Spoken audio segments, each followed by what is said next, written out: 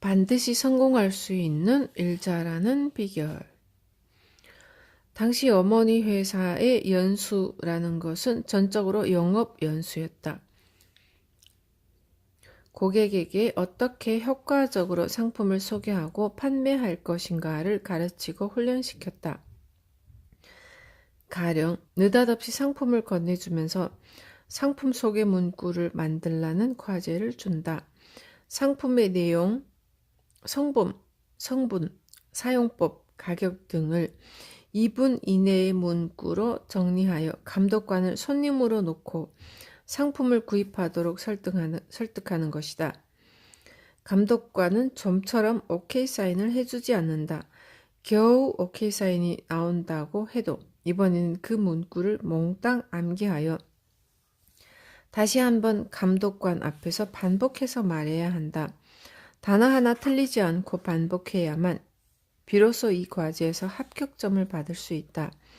이때의 연수 프로그램은 지옥의 특별훈련이라 불리는 후지산 땡땡학교라는 연수회에서 78%의 간부가 직접 참가하여 그 노하우를 바탕으로 만든 것이다.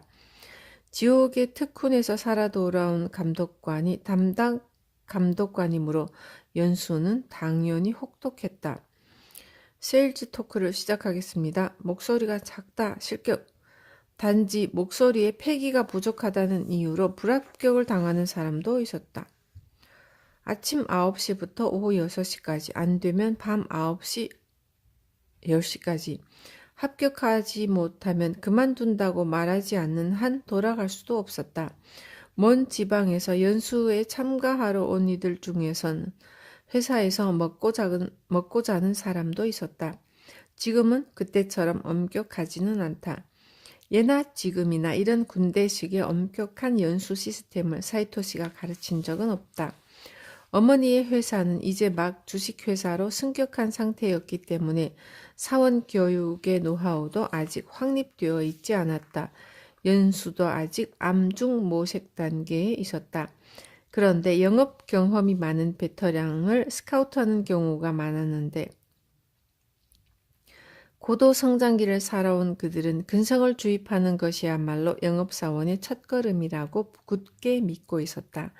신생기업의 특유의 열기도 작용하여 사이토시에게 물어볼 필요도 없다. 우리 스스로 해보자고 너나 할 것 없이 파이팅을 외치는 분위기였지. 그런데 나는 이 연수가 재미있었다. 연수관은 지독한 사람이었는데 나는 세일즈 토크를 짜는 일이 너무너무 좋았고, 왜냐하면 간단했던 것이다. 상품은 늘 집에 쌓여 있었으므로 상품 관련 지식은 이미 머릿속에 입력되어 있었고, 어머니가 평소에 이웃의 단골 손님들과 대화하는 소리를 수없이 들어서 그 내용을 전부 외울 정도였다.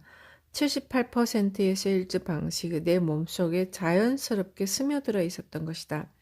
사이토시는 간장을 장래에 상인으로 만들 생각이라면 어릴 때부터 경험을 쌓게 하는 편이 좋아 라고 자주 말했고, 나는 부지불식간에 집안에서 그 노하우를 축적하고 있었다.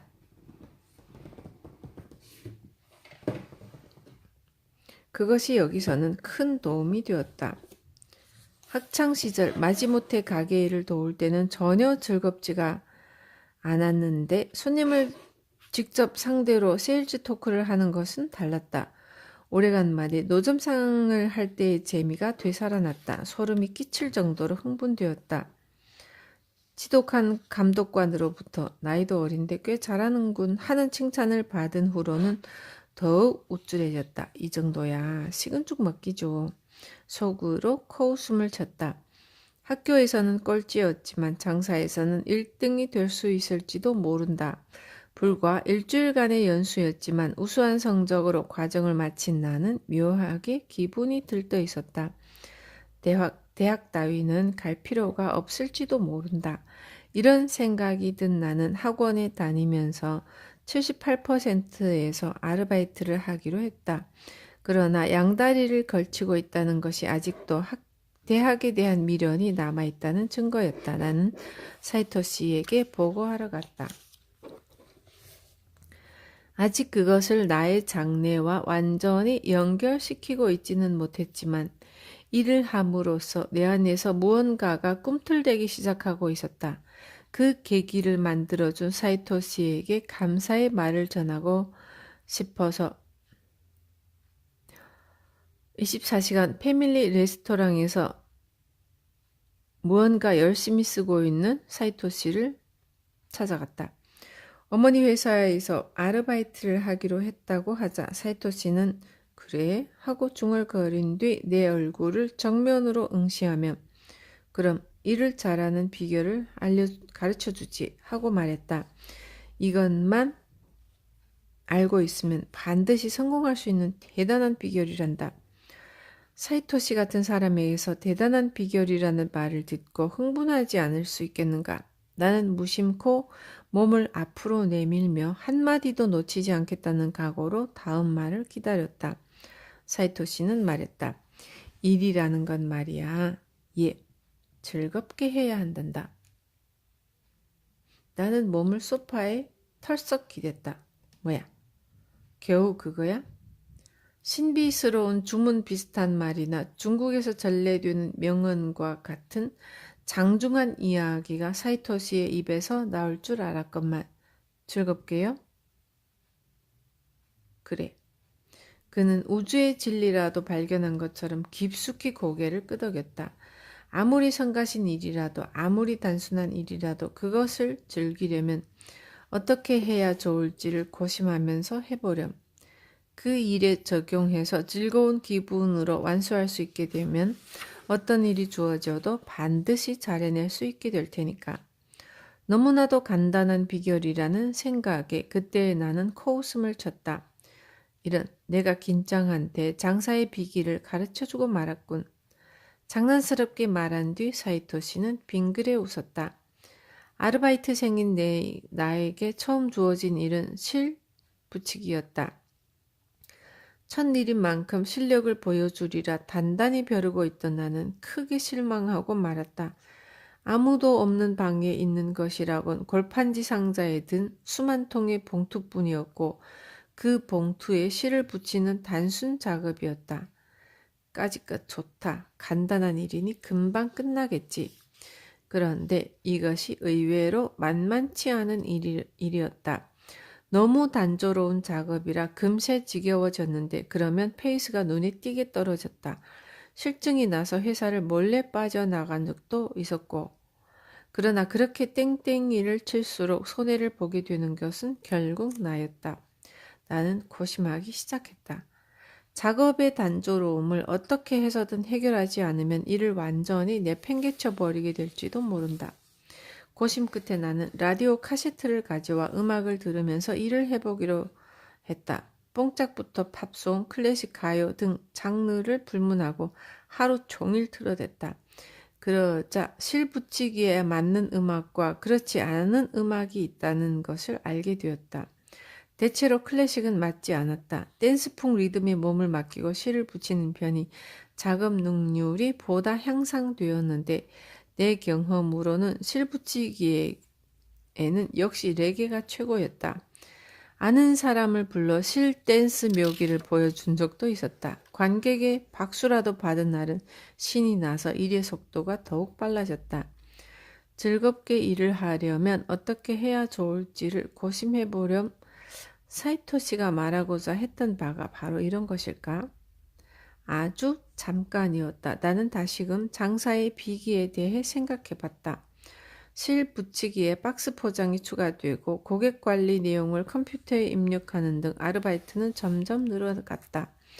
모두 단조로운 작업이었지만 질릴만 하면 일의 능률을 끌어올릴 방법이 없는지를 생각하게끔 되었다. 뭔가 즐기면서 일할 수 있는 방법은 없을까 하고 말이다. 단조로운 작업이라도 어떻게 하느냐에 따라 일을 즐길 수가 있었다. 뭐야, 사이토시가 말한 게 이렇게 간단한 거였어? 식은 죽 먹기니. 나는 또 우쭐대고 있었다. 78%에서 신입사원 연수를 도와주지 않겠나는 제의가 들어왔을 때 마침내 나는 대학을 포기하기로 결심했다. 즐겁게 일하면서 돈까지 벌 수 있었다. 어디에 써먹을지도 모를 법칙과 정리를 외우는 것보다 일을 하는 쪽이 역시 내 천성에는 맞는 것 같았고 나는 할아버지 기대를 저버리고 78%에 입사하기로 결심했다. 사이토 씨에게 보고하러 가자. 그래, 드디어 간장도 상인이 되는 건가 하면서 싱글벙글 웃었다. 내 마음이 그래서였겠지만 그날은 특히 더 크게 웃으며 기뻐해 주는 것처럼 보였고 그는 이런 말을 덧붙여 주었다. 일은 즐겁게 해야 한다는 걸 잊어버리면 안 된다. 네네, 알고 말고요. 그런데 말이야, 사회에 나가면 부드러움과 엄격함이 서로 균형을 이루어야 한단다. 간장은 부드러움은 있지만 엄격함이 부족하니까 그 점을 항상 의식해야 한다. 사이토 씨의 말에 나는 약간 긴장했다. 맞아. 사회는 냉엄한 곳이야. 그런데 나는 사이토 씨의 그 말을 곡해하고 있었던 것이다. 어째서 즐거운 마음으로 일하지 못했지? 주식회사 78%에 입사한 것은 내가 18살 때였다. 처음 맡은 일은 연수 보조였다. 연수는 1년에 수차례 행해지고 있었는데 신입 영업사원을 육성하는 지도자가 절대적으로 부족했다. 나 같은 애송이의 손까지 빌려야 할 정도로 78%는 급격히 팽창하고 있었던 것이다. 그러나 영업 경험도 없이 단 한 번 연수를 받고 교관이 된 나도 있지만 그런 신출내기에게 교관을 맡긴 회사도 지금 생각하면 이해가 가지 않는 것이 사실이다. 사장의 아들에게 주어지는 전형적인 낙하산 인사였다. 이 파격적인 인사를 두고 다른 사원들의 뒷소리가 많았음은 물론이다. 학교 공부는 엉망이었지만 어머니의 회사에서 중책을 맡게 된 나는 용기 백배했고 오가마 간타 부활의 시대가 도래했다. 이쯤에서 내 실력을 확실히 보여주마. 아무래도 나는 침체기에서 단번에 깊숙이 가라앉고 상승기에는 흥분을 스스로 주체 못하는 경향이 있는 것 같다. 나는 나 자신이 가르침을 받았던 도깨비 감독관의 근성론이 마음에 들었어. 학창시절이 참담했던 것은 내게 근성이 없었기 때문이고 내가 연수를 받을 때도 자주 기합을 받은 덕분에 결과가 좋았다. 그러니까 사람을 가르칠 때는 필요하다고 여겨질 때마다 가차없이 몰아붙여야 한다. 사이토 씨에게도 엄격함이 부족하다는 말을 들었던 터라. 일은 즐겁게 하라가 아니라 이내 내 안에서는 위세 좋게 행세하라라는 말로 슬쩍 바뀌어 있었다. 갑자기 주요 배역을 맡게 된 배우처럼 나는 극도로 들떠 있었다. 신입에게 가르치는 연수 프로그램은 내가 배운 때와 같았다. 그 메뉴라면 눈물이 쏙 빠질 만큼 엄하게 가르쳐 줄 수 있었고 내가 원하는 이미지는 어딘가 타 영업소에서 파견 나온 맹렬 소장이 세이즐맨을 거칠게 조련하는 모습이었다. 목소리가 작다. 그렇게 해서 되겠나? 나는 어깨에 힘을 잔뜩 넣고 으르렁거렸다. 신입사원이라고 해도 마루칸의 상품 판매에 있어서의 신입으로 모두 다 이미 사회인이고 인생 선배들이었다. 전직하여 나와 마찬가지로 인생을 새로 시작해 보려는 어른들을 배려하는 마음이 내게는 조금도 없었다. 18세 애송이가 그토록 지독하게 굴다니 지금 생각해도 등에서 식은땀이 난다. 연수관의 방에서 방으로 이동하는 짧은 순간에도 나는 고함을 질러댔다. 지금도 업무 시간이니 빨리빨리 움직여요. 눈에 힘을 주고 바른 자세로 걸어요. 어쨌든 상대는 어른들이므로 처음에는 어미의 존대를 붙였다. 그러다가 지각이라도 할라치면 꾸물거리지 마. 이 사람이 지금 몇 시야 하면서 어느새 어미 따위 신경도 쓰지 않게 되었고 상대가 수치심에 고개를 떨어뜨리면 업무 시간에 코가 빠져서 뭐 하는 거야 하고 심술궂게 몰아붙였다. 길길이 날뛰는 꼴이라니 이쯤 되면 상대도 참다 못해 분통을 터뜨린다. 뭐야 이 풋내기가 되먹지 못한 놈이군. 되먹지 못한 게 누군데 그래. 단순 무식한 애송이는 계속해서 불에 기름을 붓고 있었다. 연수가 시작된 지 불과 3일 만에 신입들의 나에 대한 불만은 폭발하고 말았다. 전원이 연수를 거부하고 만 것이다. 누구 한 사람 내 편이 없다는 것을 알고 서슬이 펄었던 나도 기가 죽을 수밖에 없었다. 일단은 사과부터 했다. 하지만 임시 변통으로 조치를 취하는 등 진심으로 반성하는 마음이 전혀 없으니 성의가 전해질 리가 없었다. 급기야 저런 놈 밑에서 배우기 싫다. 저놈을 내보내든가 우리 목을 자르든가 양단 간에 결정을 해라 라며 사장에게까지 건의를 하기에 이르렀다. 결국 신입사원 수십 명 중 반수가 그날 안에 사표를 던지고 말았다. 뭐가 나빴던 걸까? 전 정론을 말했을 뿐인데요. 처음 맡은 일에서 큰 실패를 겪은 나는 의기소침해졌다. 하늘을 찌르던 자신감은 온데간데 없었다. 신입사원 총궐기 사건의 전말을 다하자 사이토 씨는 이야기를 듣는 내내 겨우 참고 있던 웃음을 터뜨렸다. 정론이 다는 아니지. 저번에 사이토 씨가 엄격하게 굴라고 하셨잖아요. 미안. 내 설명이 부족했구나. 난 말이다. 간장이 자기 자신에게 좀 더 엄격해지라고 한 거였단다. 나는 다른 사람을 대할 때 엄하게 굴라는 뜻인 줄 알았다. 나이가 어린 만큼 무시당하지 않도록 조금은 강하게 나가라는 소리인 줄로만 알았다. 그런데 그것은 반대의 의미였다. 사회에 나가게 되면 자신의 언동에 대해 책임을 져야 한다는 소리였어. 상품에 대한 책임감을 가져야 한다는 뜻이기도 했지. 모든 일이 마찬가지지만 특히 상인은 책임이 전부 자기 자신에게 돌아온다고 생각하지 않으면 안 된단다. 마지막에는 회사에서 뒤처리를 해주겠지 하고 미루는 것은 진짜 상인의 도리가 아니야.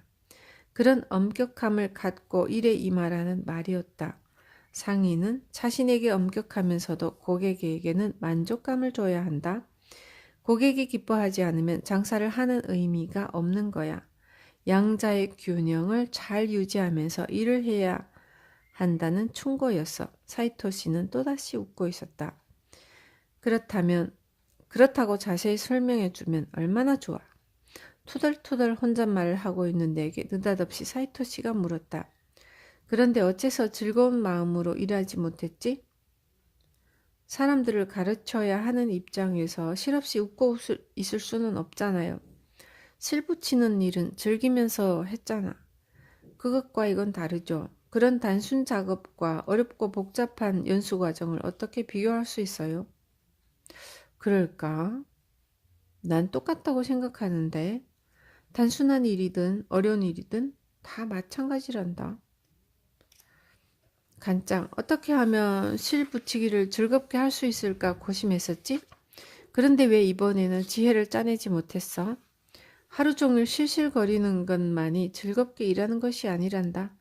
어떻게 해야 고객을 기쁘게 할 수 있을까? 판매고를 높일 수 있는 방법은 뭘까? 이처럼 모든 신입사원들이 알고자 하는 것을 가르치고 훈련하는 것이 연수 아니겠니? 그것을 모두 함께 즐겁게 고심하는 것이 마루칸의 일하는 방식임을 가르쳐 주는 게 78%의 연수라고 생각하는데 틀리니? 아니, 틀리지 않다. 지금 와서 생각하면 100% 맞는 말이다. 하지만 그때는 그것이 결코 쉽지가 않았다. 사이토 씨는 무슨 일이든 마찬가지다 라고 말한다. 눈앞의 상품을 한 개 파는 일이든 큰 규모의 장사를 하는 일이든 모두 마찬가지라고. 그런데 나 같은 소인배는 아무래도 작은 일은 쉽게 생각되고 좀 규모가 커지거나 복잡해지면 즐겁게라는 발상과 잘 연결이 되지 않는다. 일이 커지면 커질수록 어렵게 느껴지는 것이다. 사실은 지금도 그렇다. 어떤 일을 하면 많은 돈을 쉽게 벌 수 있을까 고민하는 사람들이 있는데 그건 잘못된 생각이란다. 편한 일이라는 건 없어. 모든 일이 다 어렵지. 그러니까 즐거운 마음으로 임하자는 거야. 나는 알겠습니다라는 말이 쉽게 나오지 않았다. 처음 맡은 업무에서 대형 사고를 치고만 나는 모든 일이 다 어렵다는 말만 가슴에 남았다. 단순 작업을 통해 얻은 자신감은 어디론가 사라지고 없었고 즐겁게 일한다는 것이 무엇인지 알 수 없게 되고 말았다. 그러나 자신이 즐겁게 살아가기 위한 노력은 이제 슬슬 시작되려 하고 있었다.